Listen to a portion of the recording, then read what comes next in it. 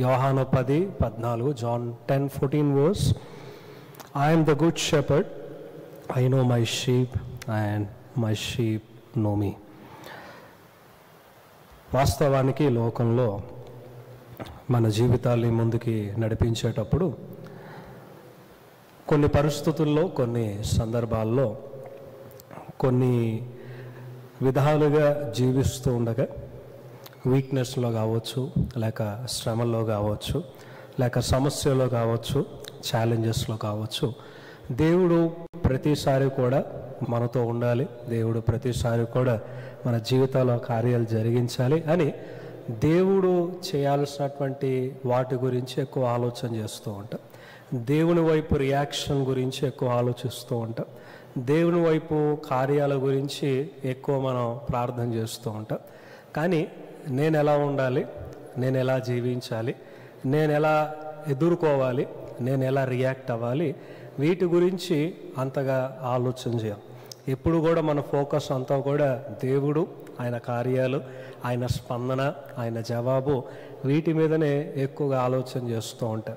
అదేవిధంగా దేవుని పిలిచేటప్పుడు కూడా రకరకాలుగా పిలుస్తూ ఉంటాం. అనగా మన పరిస్థితిని బట్టి కొన్నిసార్లు ఫాదర్, తండ్రి అని పిలుస్తాం when we feel that uncomfortable situation. కొన్నిసార్లు ప్రభు అని పిలుస్తాం పరిస్థితులు చేయదాటిపోయినప్పుడు. కొన్నిసార్లు దేవా అని పిలుస్తాం. అంటే దేవుణ్ణి పిలిచే స్వాతంత్రం మనకుంది. మనం ఏ పరిస్థితిలో ఉంటామో ఆ విధంగా కొన్నిసార్లు మనం దేవుణ్ణి పిలుస్తూ ఉంటాం. అయితే ఎప్పుడు నాకు వచ్చేటువంటి తలంపు ఏంటంటే, మనం దేవుణ్ణి ఏమని పిలుస్తామో దాని యొక్క రియాక్షన్లో కూడా మనం ఉండాలి. ఫర్ ఎగ్జాంపుల్, నేను దేవుణ్ణి తండ్రి అని పిలిస్తే నేను ఎవరిని, నేను దేవుణ్ణి ప్రభు అని పిలిస్తే నేను ఎవరిని. So when I call God with so and so title, నేను ఆ స్థానాన్ని తీసుకుంటే కానీ ఆ టైటిల్ వాడటానికి లేదు, అంతే కదా. నేను ఎవరైనా బాస్ అని పిలవాలంటే ఎంప్లాయీ ఉండాలి, లేకపోతే ఇంట్లో ఉన్నటువంటి హస్బెండ్ పిలవాలంటే వైఫ్ అయి ఉండాలి. సో ప్రతిదీ కూడా నా పిలుపు అనేటువంటిది నా పొజిషన్ని డిటర్మైన్ చేస్తూ ఉంటాం. నా పిలుపు అనేటువంటిది నా స్థితిని నిర్ధారించడాన్ని చూస్తాం. ఎందుకు ఈ విషయాలు జ్ఞాపకం చేస్తూ ఉన్నానంటే, దేవుడు విశ్వాసులకి, అంటే తన ప్రజలకి చాలా ముద్దు పేర్లు పెట్టుకున్నాడు బైబిల్లో. ఎందుకంటే మనం కొన్నిసార్లు ముద్దొచ్చినప్పుడు ముద్దు పేర్లు వాడుతూ ఉంటాం, కోపం వచ్చినప్పుడు ఒరిజినల్ పేర్లు వాడుతూ ఉంటాం. అది మనిషికి ఉన్నటువంటి స్వభావం. మరి దేవుని దగ్గరకు వచ్చినప్పుడు దేవుడు కూడా తన పిల్లల్ని, తన బిడ్డల్ని చాలా ముద్దుగా పిలుచుకునేవారు.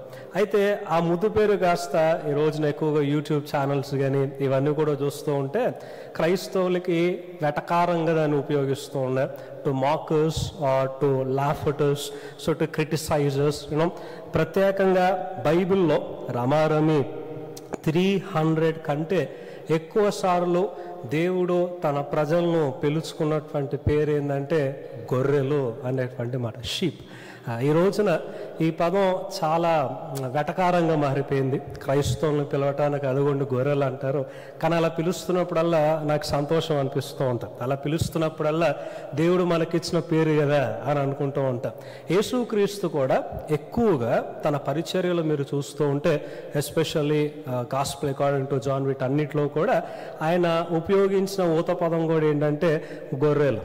నేను కాపరిని, మీరు గొర్రెలు. So when you feel that God is your shepherd, when you feel that God is leading you, when you feel that God is the leader, when you feel that God is guiding you, when you feel that God is meeting all your needs and requirements, నీకు కావలసిన ప్రతిదీ కూడా దేవుడు సమకూరుస్తూ ఉన్నాడంటే, ఆ దినాల్లో దేవుని భక్తులు ఏమని భావించారు తెలుసో, దేవుణ్ణి ఆయన మా కాపరి. అందుకనే చిన్నప్పటి నుండి కూడా సండే స్కూల్లో నేర్పిస్తూ ఉంటారు కదా, the Lord is my shepherd, యెహోవా నా కాపరి. కాపరి అంటే నువ్వేంది మరి?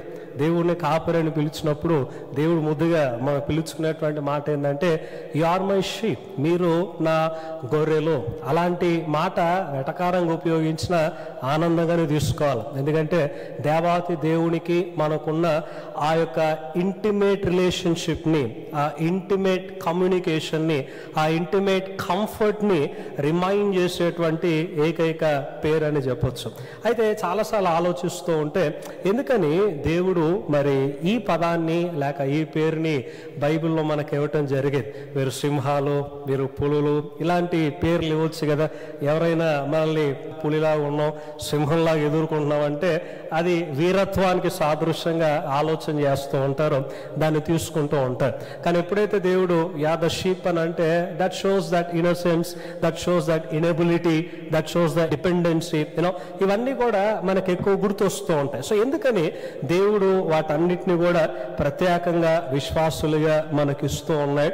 సో దేవుని ఎప్పుడైనా సరే, if you want to consider him as your shepherd, as your guide, as your leader or as your provider, చాలా విషయాలు మన జీవితంలో దేవుడు ఎలా ఉండాలో మనం కోరుకుంటామో అవన్నీ కూడా ఒక టైటిల్ కిందకు వస్తాయి. అదేంటంటే గాడ్ ఈజ్ అవర్ షెపర్డ్, దేవుడు మన కాపరి. సో దేవుడు మన కాపరి అయితే నా we are to be in the position of sheep. మనం ఒక గొర్రె వలె దాన్ని అనుభవించటానికి ఉండాలి.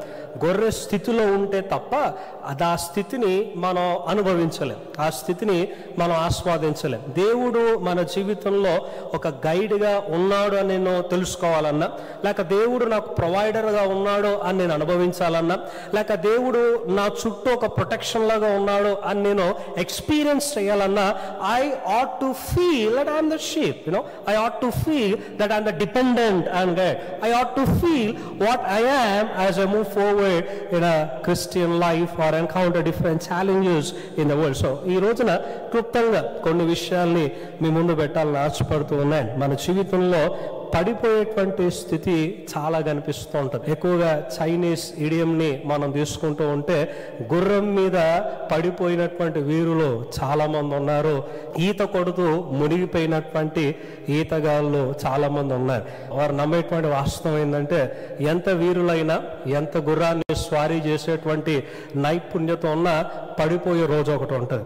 ఎంత ఈత వచ్చినా, ఈతలో ఎంత నైపుణ్యత ఉన్నా మునిగిపోయే రోజు ఒకటి వస్తుంది అనేది వారు నమ్ముతూ ఉంటారు. బైబిల్ని చదువుతూ ఉంటే అది నిజమే అనిపిస్తూ ఉంటుంది. ఎందుకంటే ఏ స్థాయికి వెళ్ళినా వయసుతో సంబంధం లేదు, ఛాలెంజ్తో సంబంధం లేదు, టెంప్టేషన్తో సంబంధం లేదు, మనం ఉన్నటువంటి స్థితితో సంబంధం లేదు.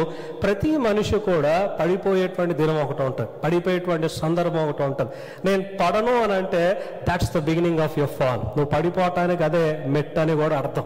ఎందుకు ఈ విషయాలను చెప్తూ ఉన్నానంటే పరిశుద్ధ లేఖనాల్లో చాలాసార్లు దేవుణ్ణి మనం ఫీల్ అవ్వకపోవటానికి కారణం, లేక దేవుని మనం అనుభవించలేకపోవటం గల కారణం, లేక దేవుడు మనతో ఉన్న ఆ యొక్క సిట్యువేషన్ కానీ ఆ కంఫర్ట్ కానీ ఈ రోజున మనం అనుభవించలేకపోతూ ఉంటాం. చాలాసార్లు అనిపిస్తూ ఉంటుంది దేవుడు ఏమైనా మారిపోయాడా అనిపిస్తూ ఉంటుంది. ఎందుకంటే పాత నిబంధనలో ఉన్నటువంటి దేవుడు, క్రొత్త నిబంధనలో ఉన్నటువంటి దేవుడు అదే దేవుడిని కదా మనం ఆరాధించేది. కాలం మారిందేమో, తరం మారిందేమో, కానీ దేవుడు ఏమైనా మారారంటారా? అదే దేవుడు మనం ఆరాధిస్తూ ఉన్నాం. ఏ దేవుడైతే ఎరుకో గోడల్ని ముట్టుకోకుండా పడేసాడో, ఏ దేవుడైతే ఎర్ర సముద్రాన్ని పాయలు చేసాడో, ఏ దేవుడైతే ఆకాశం నుంచి మన్నాను కురిపించాడో, ఏ దేవుడైతే అనేక అద్భుతాలు చేసి తన ప్రజలను ఆదుకున్నాడో, ఏ దేవుడైతే తిరిగి మరణంలోంచి తిరిగి లేచాడో, I hope the same God we serve today. అదే దేవుణ్ణి మనం ఆరాధిస్తూ ఉన్నాం. అదే కార్యాలు చేయగలిగే సమర్థుడైన దేవుడు మన దేవుడు. మన దేవుడు ఏం మారలేదు, మన దేవుడు చావలేదు, మనం సేవించేటువంటి దేవుడు సజీవుడే. కానీ ఏం జరుగుతుంది అని అంటే మనుషులు మారుతూ ఉన్నారు. కాలాన్ని బట్టి మనం మారిపోతూ ఉన్నాం. The way we look at God, the way we react towards God, or the way we rely upon God, the way we trust God. దేవుని నమ్మేటువంటి విధానం కావచ్చు, దేవునికి ప్రార్థించే విధానం కావచ్చు, దేవునితో నడిచే విధానం కావచ్చు, మార్పు మనలో ఉంటూ ఉంది. ఆ దినాల్లో దేవుడు ఏ కార్యాలు చేస్తాడు అదే కార్యాలు చేయగలడు. దేవుడు ఎలాగైతే నడిపించాడో అలాగనే నడిపించగలడు. దేవుడు ఏ విధంగా అయితే మాట్లాడినాడో అదే విధంగా మాట్లాడగలడు. కానీ అదే విధంగా వారి ఉన్నటువంటి రీతిలోనే మనం కూడా రిలై అయ్యేటువంటి దినాలు మనకు అనిపిస్తూ ఉండాలి. సో ఈ రోజున క్లుప్తంగా మీ ముందు కొన్ని విషయాలు పెట్టాలని ఆశపడుతూ ఉన్నాయి. ద షీప్ మనం ధ్యానించేటువంటి అంశము ద షీప్. గొర్రెలుగా, దేవుని బిడ్డలుగా, దేవుని మందగా మనం ఉండాల్సినటువంటి 3 విషయాలు క్లుప్తంగా మీ ముందు పెట్టి నేను ముగిస్తాను. యోహాను రాసిన సువార్త 10వ అధ్యాయము 3-4 వచనాలు. The gospel according to John chapter 10 verse 3 and 4. I read it from NLT Bible. So verse 3 and 4, to him the gatekeeper opens, the sheep hear his voice, and he calls his own sheep by name and leads them out. When he has brought out all his own, he goes before them, and the sheep follow him, for they know his voice. గొర్రెలకి యొక్క లక్షణాన్ని మనం చూస్తూ ఉంటే పాత దినాల్లో కానీ లేక జూయిష్ కాంటెక్స్ట్లో కానీ ఆలోచన చేస్తే వాస్తవానికి గొర్రెలను నడిపించేటువంటి కాపరి ముందుంటాడు. గొర్రెలు అనేటువంటివి, షీప్ అనేటువంటివి వెనకాల ఉండి వెళ్ళటాన్ని చూస్తాం. కానీ ఈ రోజుల్లో మీరు ఏదైనా విలేజెస్కి వెళ్తూ ఉంటే పాపం ఇక్కడ షెపర్డ్స్ అనేటువంటి చుట్టూ నిలబడతా ఉంటారు. ఎందుకంటే అటు వెళ్ళిపోతూ ఉంటారు, మేకలు ఇటు వెళ్ళిపోతూ ఉంటాయి. ఎక్కడ కూడా కంట్రోల్ చేయటం చాలా కష్టంగా కనిపిస్తూ ఉంటుంది. కానీ అప్పట్లో ఒక షెపర్డ్ని, ఒక షీప్ని మీరు చూస్తే రెండు రకాలుగా వారికి షీప్ ఫోల్డ్ అనేటువంటివి ఉంటాయి. మన భాష చెప్పాలంటే గొర్రెలు ఉండటానికి ఇల్లు అనేది రెండు రకాలుగా ఉంటాయి. ఒకటి ఏంటంటే అన్ని గొర్రెల్ని కూడా ఒకే షీప్ ఫోల్డ్లో పెట్టేస్తారు. అంటే ఒక గ్రామానికి ఒక ఇల్లులాగా ఉంటుంది. ఆ ఇంట్లోనే అందరు షెపర్డ్స్ కూడా గొర్రెల్ని పెట్టేసి గేటు పెట్టేసి వెళ్ళిపోతూ ఉంటారు. ఇది ఒక ఐడియా. ఇంకొక ఐడియా ఏంటంటే వారు అరణ్యంలో ప్రవేశించేటప్పుడు అప్పటికప్పుడు షీప్ ఫోల్డ్ అనేటువంటి దొరకదు. కాబట్టి ఏం చేస్తారంటే దగ్గరలో ఉన్న రాళ్ళన్నింటినీ కూడా వాల్స్ లాగా కట్టేసి ద్వారము, డోర్ ఉండదు కాబట్టి డోర్ లేకుండానే అక్కడ షెపర్డ్ ఎవరైతే ఉంటారో ఆ డోర్ లాగా పడుకుంటాడు. సో కాబట్టి లోపల ఉన్నటువంటి షీప్, తన షీప్ ఏవైతే ఉంటాయో బయటికి వెళ్ళవన్నమాట. షెపర్డ్ అక్కడ ఉన్నాడు కాబట్టి హాయిగా లోపల ఉంటూ ఉంటాయి. ఇది రెండు రకాలుగా ఆ దినాల్లో షీప్కి హౌస్ అనేటువంటిది ఉండేది. సో ఇక్కడ మాట్లాడుతున్నటువంటి వచనం దేని గురించి మాట్లాడుతూ ఉన్నాడనంటే అన్ని గొర్రెలు కూడా ఒక షీప్ ఫోల్డ్లో ఉన్నాయి, ఒక ఇంట్లో ఉన్నాయి. సో నెక్స్ట్ డే మార్నింగ్ గొర్రెల కాపరు వచ్చి వాటిని తీసుకొని వెళ్ళాలి. ఏ గొర్రెల కాపరు వస్తాడో ఆ గొర్రెలను తీసుకొని వెళ్ళిపోవటం అనేది కనిపిస్తుంది. వాస్తవాన్ని చూడండి, గొర్రెలను ఒకేలా కనిపిస్తూ ఉంటాయి కదా, కానీ గొర్రెలు తన కాపరి దగ్గరికి వెళ్ళటానికి ఏకైక ఉపాయం ఏంటి, ఏకైక మార్గం ఏంటి? ఆ దినాల్లో అంట గొర్రెలకి చూపు చాలా తక్కువగా ఉంటుంది. వాస్తవాన్ని గొర్రెలు మీరు చూస్తూ ఉంటే చూపు చాలా తక్కువగా ఉంటుంది. సెన్స్ ఆఫ్ హియరింగ్ అనేటువంటిది ఎక్కువగా ఉంటుంది. సో గొర్రెలు చూడటం కంటే వినటం పైన ఎక్కువ ఆధారపడి ఉంటాయి. ఎప్పుడైతే కాపరి యొక్క స్వరం వినిపించిద్దో అప్పుడే గొర్రెలు బయటకు వస్తాయి. ఆ యొక్క గేట్ కీపర్ ఎవరైతే ఉంటారో గేట్ తెరిచినా సరే గొర్రెలు బయటికి వెళ్ళవు. వాస్తవం గేట్ తీయగానే పారిపోతూ ఉంటాయి కదా, కానీ గొర్రెల లక్షణం అలాగా, గేట్ తీసినా సరే బయటికి వెళ్ళవు. తన కాపరి వచ్చి పిలుస్తే తప్ప బయటికి రావన్నమాట. అది యేసయ్య ఇక్కడ మాట్లాడుతూ ఉన్నాయి. ఏంటంటే నా గొర్రెలు నా స్వరాన్ని వెంటాయి.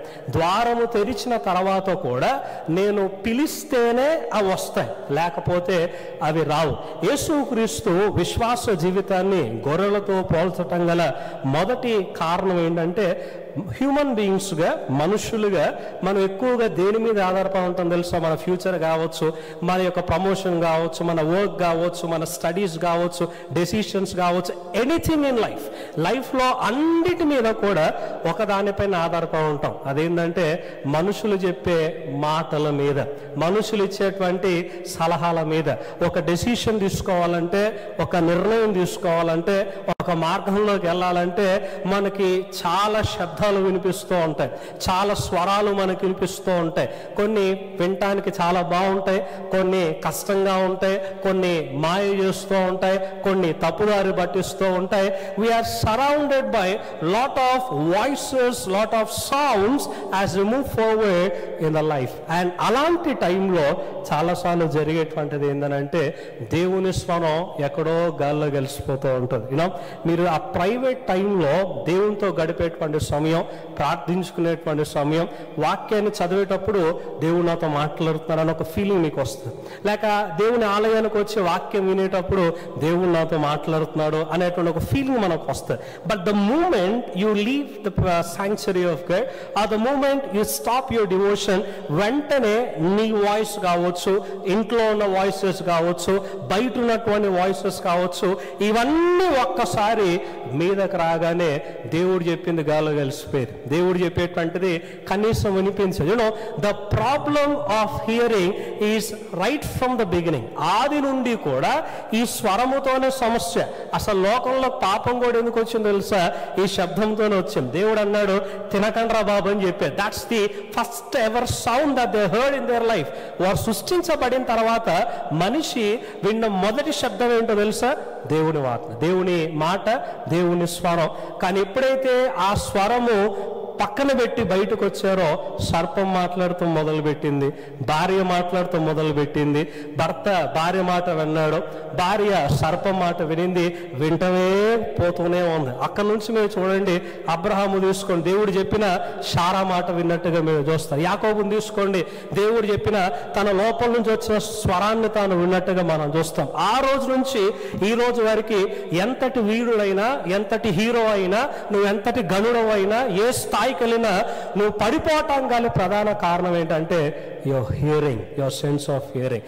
నువ్వు వినేటువంటి శబ్దాలు, వినేటువంటి మాటలు, వింటూ ఉన్నటువంటి విషయాలు, ఇవే నీ మీద ఇంత ఎఫెక్ట్ చూపిస్తూ ఉంటాయి. యవన ప్రాయంలో మనం ఈ యొక్క అడ్వాన్స్డ్ టెక్నాలజీలో మీరు చూడండి, ఒక యూట్యూబ్ ఛానల్ మీరు తీసుకోండి, యూట్యూబ్ని మీరు తీసుకోండి, ఎన్నో ప్రసంగాలు మనకు కనిపిస్తూ ఉంటాయి. దేవుని గురించి ఒక సత్యాన్ని మీరు వింటారు. ఇక్కడ విన్న తర్వాత బయటికి వెళ్తే దాని మీద ఒక్కొక్కడు ఒక రకంగా విమర్శ చేసి చేసి చేసి చేసి ఫైనల్గా నీకు తెలిసింది కూడా ఎక్కడికి వెళ్ళిపోయింది. అలాంటి పరిస్థితుల్లో మనం జీవిస్తున్నాం. అంటే ఒక రైట్ పక్కా క్లారిటీ అనేటువంటిది నీకున్న ఈ లోకంలో వచ్చేటువంటి శబ్దాలను బట్టి కన్ఫ్యూజన్లోనే ఎండప్ అవుతుంది. నిజంగా ఆలోచన చేయండి, మన లైఫ్లో డెసిషన్ కావచ్చు, మన లైఫ్లో కెరీర్కి సంబంధించి కావచ్చు, మన లైఫ్లో రిలేషన్షిప్ గురించి కావచ్చు, క్లారిటీతోనే ప్రారంభిస్తాం. స్టార్టింగ్లో క్లారిటీతోనే ప్రారంభిస్తాం, ఒక పక్కా గోల్తోనే ప్రారంభిస్తాం. చిన్నప్పుడు కూడా ఏమవుతాం అని అంటే ఒక క్లారిటీ ఉంటుంది. కానీ ఎదిగే కొద్దీ, మాటలు వినే కొద్దీ, రకరకాల సలహాలు ఇచ్చే కొద్దీ నేను అనుకున్నది ఒకటి, చివరికి ఏమయ్యానో కూడా నాకు కూడా క్లారిటీ ఉండదు. వెనకాలకి తిరిగి చూసుకుంటే రకరకాల మాటలు వినేసి లైఫ్ ఎక్కడెక్కడికో తిరిగిపోయి ఎందుకురా బాబు ఈ జీవితం అని చేసేది కూడా పక్కన పెట్టి ఇంకెక్కడికి వెళ్ళిపోతూ ఉంటారు. ఇలాంటి సిట్యువేషన్లో మానవ జీవితం కనిపిస్తుంది. కారణం ఏంటి అని అంటే ఈ రోజున ఏది రైట్ వాయిస్ అనేటువంటి డిసర్న్మెంట్ మనకి తక్కువ అవుతుంది. అందుకనే యేసయ్య మనల్ని ఏమని పిలుస్తున్నాడంటే, you are suppose to be my sheep. నా గొర్రెలుగా మీరు ఉండాలి. గొర్రెలు ఒకే మాటను వినేది. గొర్రెలు ఏది రైట్ వాయిస్, ఏది రాంగ్ వాయిస్ అనేటువంటి ఒక డిసర్న్మెంట్ గొర్రెలకు మాత్రమే ఉంటుంది. ఈ రోజున మనుషులందరిలో ఈ గొర్రెలైన క్రైస్తవులు, ఈ గొర్రెలైన విశ్వాసికు ఉన్న ప్రత్యేకత ఏంటో తెలుసా? You have the spirit of discernment. నీకు ఒక వివేచన ఆత్మ అనేటువంటిది ఉంటుంది.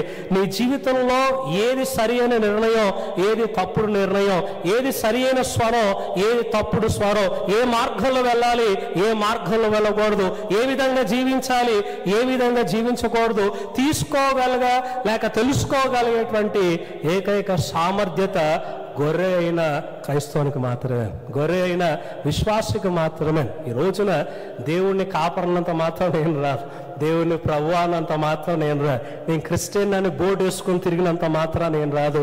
You are suppose to listen to the voice of your shepherd. You are suppose to identify the voice of your shepherd. Gate తెరిచి పొమ్మని చెప్పిన గొర్రెలు పోవంట. అంటే దేవుడు ఈ రోజున మనకి ఎలాంటి స్వేచ్ఛ ఇస్తున్నావు తెలుసా? వాక్యం విన్న తర్వాత, రక్షణలోకి వచ్చిన తర్వాత చైన్లు పెట్టేసి నువ్వు ఇక్కడే కూర్చో, ఇలానే ఉండు, ఏ బట్టలు వేసుకో, ఇలాంటివి లేదు. We enjoy the freedom in Christ, we enjoy the freedom in spirit. దేవుడు లోకంలో నుండి నిన్ను పిలిచి నువ్వు ఇక్కడే కూర్చో అని దేవుడు చెప్పాలా. లోకంలో నుంచి పిలిచి ఏమన్నా తెలుసా? Go into all the world. మరల లోకంలోకే పో, మరల మనుషుల మధ్యనే కూర్చో, మనుషుల మధ్యనే జీవించు, వాళ్ళ మధ్యనే సహవాసం చేయి, వాళ్ళతోనే ఫ్రెండ్షిప్ చేయి, వాళ్ళతోనే మాట్లాడు, వాళ్ళతోనే తిను, కానీ మెయింటైన్ యువర్ ఐడెంటిటీ. కానీ నువ్వు ఎలా జీవించాలో, ఏ మార్గాన్ని ఎన్నుకోవాలో జాగ్రత్తగా నువ్వు ఆలోచన కలుగొను. ఎందుకంటే నిన్ను తీసుకెళ్ళి ఎంత గోళల మధ్య పెట్టినా, రకరకాల శబ్దాలు, వీటన్నిటిలో కూడా if you can hear that small still voice of God, there you are the believer. There you understand what kind of path you ought to take in your life. So firstly, ఇక్కడ షీప్కు ఉన్నటువంటి quality ఏంటంటే discernment, spirit of discernment. And రెండవది ఆలోచించినట్లయితే ఇందాక అన్నాను కదా, యేసయ్య కూడా చెప్తున్న మాట 4వ వచనంలో అంటూ ఉన్నాడు, షీప్ విల్ ఫాలో మీ. ఈ మాట అనేటువంటిది కేవలము ఇక్కడే కాదు, బైబిల్ అనేక పర్యాయాల్లో కూడా మనం చూస్తాం. యేసుక్రీస్తు ఏది చెప్పినా మనం వెంబడించాలి అని వింటూ ఉంటాం కదా ప్రసంగాలు. షీప్ ఏ విధంగా ఉంటుందో తెలుసా? కాపరి ఎటెళ్తే షీప్ అటెళ్తాయి. ఆ దినాల్లో మీరు ఇప్పుడంటే బాగున్నాయి, విలేజెస్ కూడా చాలా బాగున్నాయి చూస్తానికి. విలేజెస్కి వెళ్ళిన మంచి ఫోటోలు కూడా, సెల్ఫీలు కూడా తీసుకుంటూ ఉంటారు. కానీ ఫస్ట్ సెంచరీ ఏడి లేక బీసీ ఆ టైంలోకి వెళ్ళిపోతే అంత బాగుండేవిగా. ఎక్కువగా వీళ్ళందరూ కూడా విల్డర్నెస్, అరణ్యాల్లోనే ప్రయాణం చేసేటువంటి వారు. కొండలు, లోయలు, అడవులు.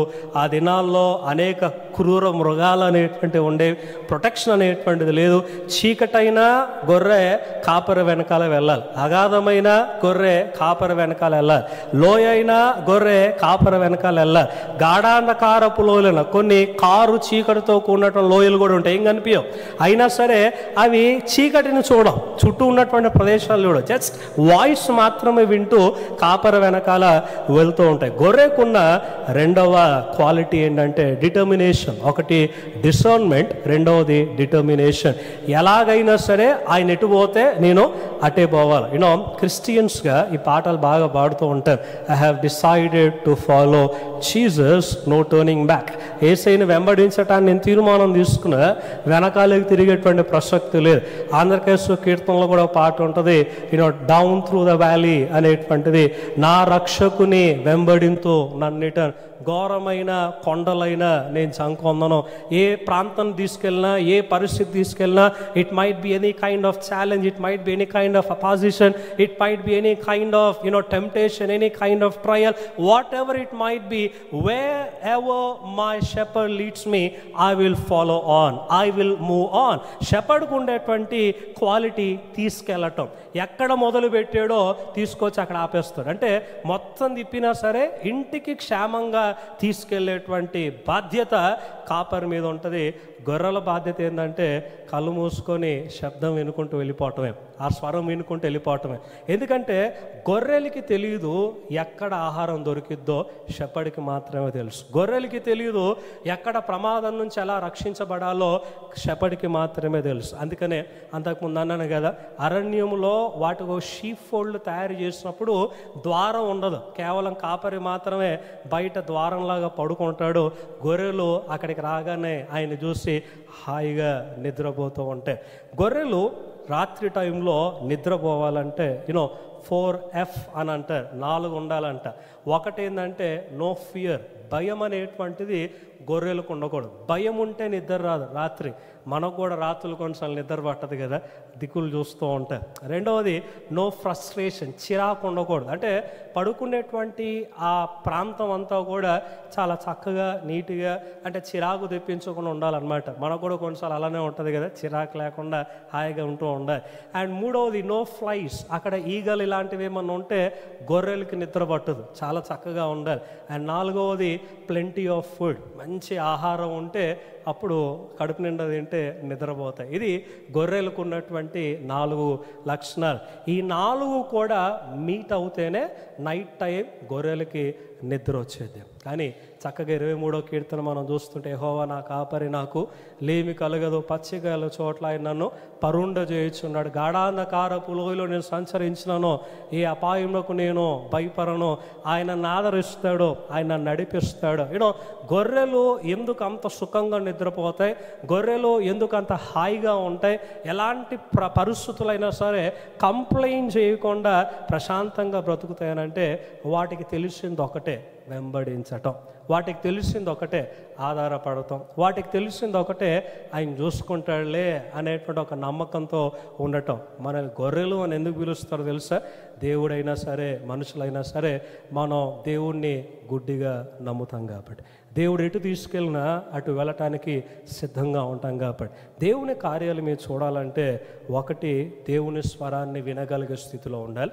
రెండో దేవుని కార్యాలు మీరు చూడాలంటే దేవుణ్ణి గుడ్డిగా నమ్మే స్థితిలో ఉండాలి. మనకున్న బలహీనత ఏంటంటే మనుషుల్ని గుడ్డిగా నమ్ముతాం, మోసపోతాం. దేవుడి దగ్గరకు వచ్చేసరికి ఆధారాలు కావాలా, అందుకనే అక్కడ కూడా మోసపోతూ ఉంటాం. కానీ దేవుణ్ణి గుడ్డిగా నమ్మితే దేవుడు ఎన్నటికి కూడా మోసం చేసేవాడు కాదు. దేవుడు ఎన్నటికి కూడా ఎడారిలో వదిలిపెట్టేటువంటి వాడు కాదు, మధ్యలో వదిలిపెట్టేటువంటి వాడు అంతకన్నా కాదు. అది రెండవది మనం గమనించాలి. ఇక మూడవది, దీంతో నేను ముగిస్తాను. అంతకుముందు చెప్తూ ఉన్నటువంటి విధంగా గొర్రెలకి ఆహారం ఉన్నా లేకపోయినా ఒకటి ఉంటే చాలు. అదేంటంటే కాపరి యొక్క సన్నిధి. కాపరి ఉంటే ఆయన స్వరం వింటే ఇంకా చాలు, దానికి మించి ఏం అవసరం లేదు. అందుకనే 23వ కీర్తనలు అంటాడు కదా, the Lord is my shepherd, I shall not want anything. I don't need anything, I don't want anything. నాకేమీ అవసరం లేదు. గొర్రెలు అనారోగ్యముతో మూలుగుతూ పడుకుంటూ ఉంటే కాపరి దగ్గర ఒక కర్ర ఉంటుంది, ఒక యూ షేప్ కర్ర ఉంటుంది.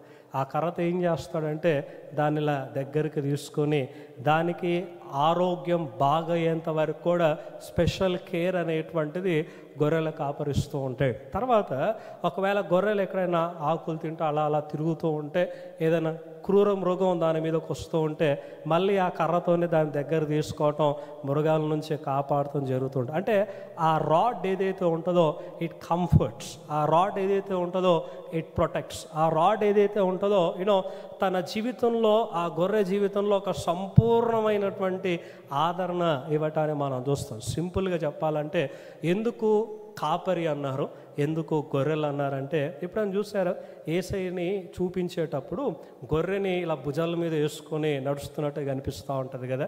So that shows embracing the shepherd అని అంటాం. అంటే గొర్రె ఎప్పుడు కూడా గొర్రెల కాపరిని హత్తుకొని ఉండటం, భుజాల మీద ఉండటం, దగ్గరకు ఉండటం, that shows the comfort, that gives the protection, that gives all sorts of the reality of God's protection or provision in its life. So గొర్రెలు అనే దేవుడు మేము పిలుస్తూ ఉన్నాడంటే ఏం చెప్తున్నాడో తెలుసా, నన్ను హత్తుకొని ఉండండి అని చెప్తున్నాడు. సో 3 విషయాలు.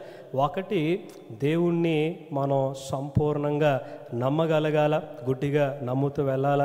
దేవుని స్వరాన్ని వినగలగాల, దేవుణ్ణి గట్టిగా పట్టుకొనగలగాల. నిజంగా దేవునికి మీరు ఎంత క్లోజ్గా ఉంటే దేవుడు ఎలా ట్రీట్ చేస్తాడంటే మన భుజాల మీద ఎత్తుకొని దేవుడు నడిపిస్తూ ఉంటాడు. దేవుడు ఆయన హస్తాలతో మనల్ని నడిపిస్తూ ఉంటాడు. ఆయన జ్ఞానాన్ని ఇచ్చి దేవుడు నడిపిస్తూ ఉంటాడు. ఎలాంటి పరిస్థితి అయినా సరే, ఈ రోజున మనం ఎదుర్కొనే ఏ టెంప్టేషన్ అయినా, ఈ రోజున మనం ఎదుర్కొనే ఏ శ్రమ అయినా, ఈ రోజున మనం ఎదుర్కొనే ఏ ఛాలెంజ్ అయినా కొత్తదేం కాదు. అవన్నీ కూడా అంతకుముందు అనేక మంది ఎదుర్కొన్నటువంటివే. అలాంటి పరిస్థితుల్లో కూడా దేవుడు నడిపించుకుంటూ వచ్చాడు. అందుకే అంటూ ఉన్నాను, స్టార్టింగ్లో అన్నాను, మనం సేవించేటువంటి దేవుడు ఏమి ఇంకా మారలా. అదే దేవుడు, అదే కార్యాలు, అదే గైడెన్స్, అదే ప్రొటెక్షన్, అదే కంఫర్ట్, అన్నీ అవే. బైబిల్ ఏవైతే మనం చదువుతూ ఉన్నామో అవేం పిట్ట కథలు కావు, అవేమి కల్పిత కథలు కావు, అవేమి మనుషులకి ఏం తోచక, నిద్ర పట్టక, ఏదో మతాన్ని పుట్టించడానికి కల్పించుకున్నటువంటి మాటలుగా. They are the reality, that's the history. వాక్యం అనేటువంటిది చరిత్రలో నిజంగా ఇవి జరిగే, వారు అనుభవించారు, వారు దాన్ని ఆస్వాదించారు, వారి జీవితంలో దేవుని ఆదరణ పొందుకున్నారు.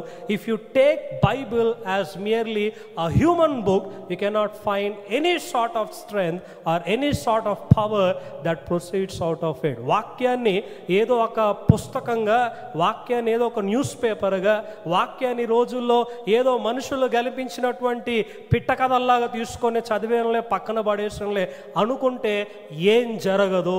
వాక్యాన్ని ఏదో స్పీచ్ లాగా వింటే జరిగేటువంటిది ఏం లేదు. ఆ వాక్యాన్ని నీ జీవితంలో అనుమతిస్తే, ఆ స్వరాన్ని వింటే, దాని ప్రకారము జీవిస్తే జరిగే కార్యాలు గొప్పగా ఉంటాయి. అది దావీదులో అయి ఉండొచ్చు, అబ్రహాం అయి ఉండొచ్చు, మోషే అయి ఉండొచ్చు, అది నువ్వు అయి ఉండొచ్చు. దేవుడు మారలా. అదే దేవుడు, అదే సాహసము, అదే శక్తి, అదే కార్యాలు నీ జీవితం ద్వారా చేయగలడు. కానీ 3 నీ జీవితంలో కావాలి. ఒకటి, ఆయన స్వరాన్ని వినగలగాల, ఆయన గుడ్డిగా నమ్మగలగాల, ఆయన్ని గట్టిగా హత్తుకోవాలి. ఈ మూడు నీలో ఉంటే నీ జీవితం కూడా గొప్పగా ఉంటుంది. మనుషులు హేళన చేస్తే ఆ హేళన అతిశయంగా తీసుకోండి. గొర్రెలు అంటే as we are the sheep of our shepherd. He leads us, he guides us, and he will take us home one day, provide everything that we need, and we are so happy that we have a living shepherd. మన కాపరి సజీవుడు, మారని దేవుడు మన జీవితంలో ఉన్నాడు. కాబట్టి ఆయన హత్తుకుందాం, ఆయన వెంబడిద్దాం, నమ్ముకుందాం. అట్టి కృప దేవుడు మన జీవితంలో అనుగ్రహించును గాక. ప్రార్థన చేసుకుందాం. తండ్రి, నీకు వందనాలు, ఇచ్చిన సమయాన్ని బట్టి నీకు స్తోత్ర. ఈరోజు వరకు కూడా మారని దేవుడుగా ఉన్నాం. అదే దేవుడు అబ్రహాము కొలిచిన దేవుడు, దావీదు కొలిచిన దేవుడు, మోషే కొలిచినటువంటి దేవుడు, మరణాన్ని జయించి తిరిగి లేచిన యేసు క్రీస్తు, అదే దేవుని మేము ఆరాధిస్తూ ఉన్నాం. అదే పాపము, అదే శ్రమ, అదే మనుషులు, అదే పరిస్థితులు, అదే దేవుడు. అయ్యా, గతంలో ఏ అద్భుతాలు జరిగాయో, చరిత్రలో ఏ కార్యాలు చేసావో అవే మా జీవితంలో మరలా చేయటానికి సిద్ధంగా ఉంటావు. కానీ మా జీవితాన్ని మార్చుకొని, మా జీవితంలో నీ మాటను మాత్రమే వింటూ, నిన్ను మాత్రమే హత్తుకొని, నిన్ను మాత్రమే నమ్ముకొని, ఎటువైపు తిరిగి చూడకుండా నిన్ను చూస్తూ నడిచే ఒక గొర్రె వంటి స్వభావాన్ని, కాపరిగా నేను మా జీవితంలో అనుభవించగలిగేటువంటి ధన్యత మాకు దయచేయమని ప్రార్థిస్తూ ఉన్నాను. విన వాక్యం మా తండ్రి మా హృదయాల్లో భద్రపరుచుకొని నీ మార్గంలో నడిచేటువంటి ధన్యత దయచేయమని క్రీస్తు నామములో అడుగుచున్నాం తండ్రి. ఆమేన్.